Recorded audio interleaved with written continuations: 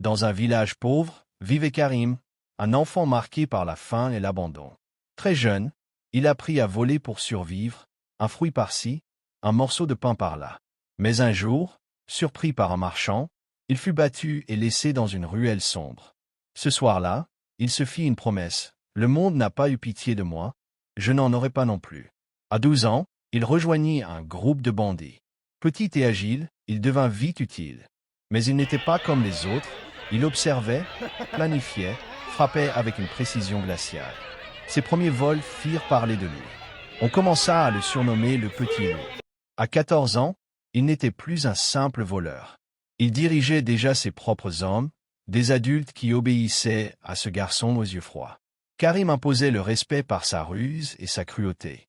Celui qui osait le trahir disparaissait sans laisser de traces. Ses attaques étaient rapides et sanglantes. Les voyageurs racontaient qu'un enfant surgissait de la nuit pour dépouiller les riches et disparaître comme une ombre. La peur se répandit sur les routes. Les caravanes priaient de ne jamais croiser le Petit Loup.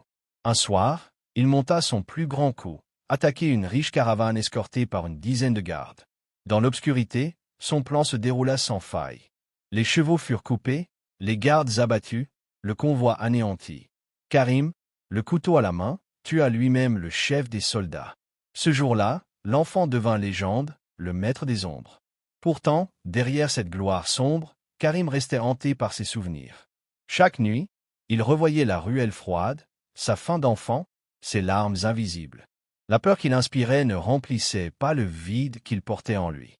À 16 ans, son nom était connu partout. Les autorités offrirent une récompense pour sa capture, mort ou vif. Mais personne n'osait l'approcher. Le Petit Loup continuait d'avancer, plus redoutable que jamais, mi-enfant, mi-fantôme.